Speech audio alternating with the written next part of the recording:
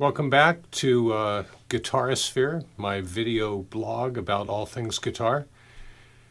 Today in this video we're going to be talking about Chuck Berry, Marvin Berry's cousin, you know, Marvin Berry, and Johnny B. Goode. So let's look at the intro first and then we'll talk about it.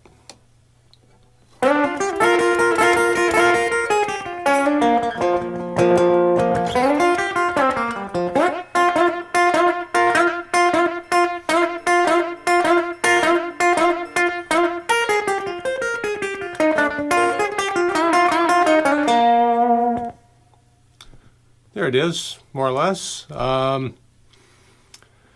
So it's in the key of B flat, which is kind of an important thing to talk about, just because as guitar players we like to play on the dots, like in A or G or open E. Those are typical rock and roll guitar keys. But Chuck Berry, he played with a piano player. In fact, some riff that the piano player was playing inspired the music for Johnny B. Goode. And B flat's a better key for piano players.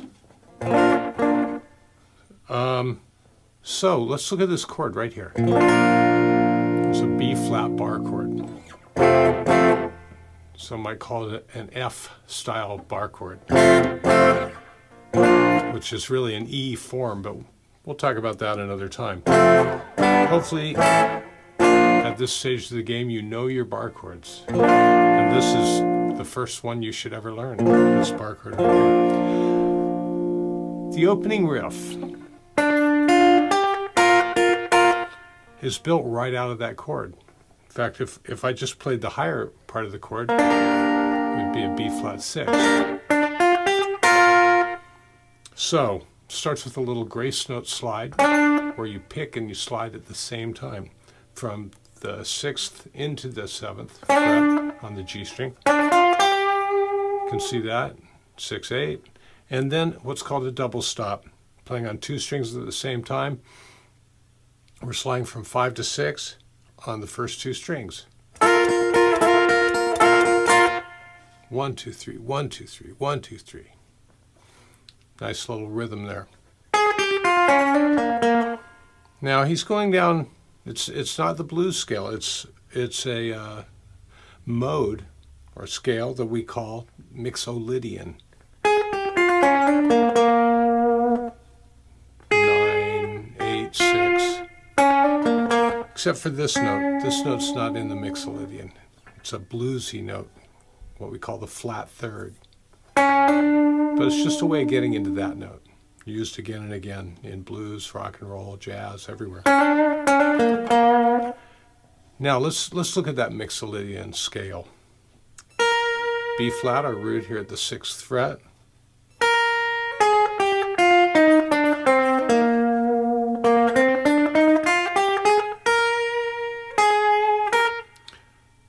So you can play that over and over. I'm not going to spell out every fret.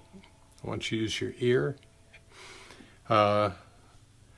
So the Mixolydian mode, that's what he's using. Then we have more chordal stuff. Coming right out of that bar chord again. Then more of very similar to what happened earlier. And then we go down the major pentatonic. So down 5, 3, 5, 3. Then a really rockin' phrase. That phrase right there just has so much rhythm to it. So capturing the rhythm of it is incredibly important. And he does the phrase twice in a row.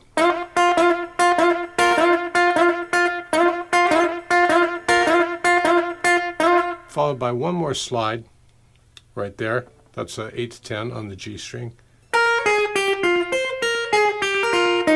All that is that Mixolydian, and then this, which, if I were to be using a pick, I would do a single stroke across 3 strings, and once again, it's the chord, it's the B flat chord. down the scale again.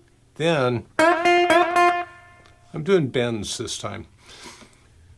So let's talk about that just for a second. We have slides, we have hammer-ons, we have bends.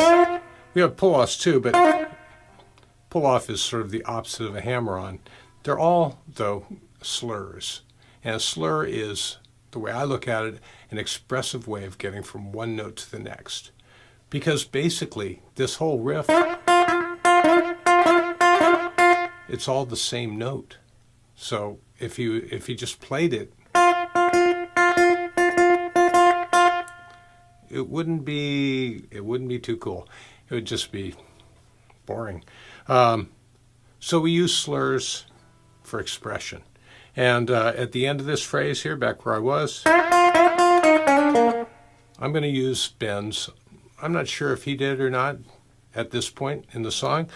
It doesn't matter. You could do a slide or you could do a bend. Either way, you're bending from the pitch here, this E flat note on the G string, to an F, to that pitch. And then following it up, picking the same note on the B string. And then followed by, there we go with that flat 3 to natural 3, hammer-on again, landing on the root. So that's the intro to Johnny Be Good. And there will be follow-up videos on this. I don't like to make big, long videos. I'd rather deal it out in doses. And what I want you to do, what I think you ought to do, is you ought to listen to Chuck Berry and try to really absorb it. Now you know where everything's at, so now use your ear, use your analytical skills to get it down and play around with these ideas. All right, I hope you had fun. I did.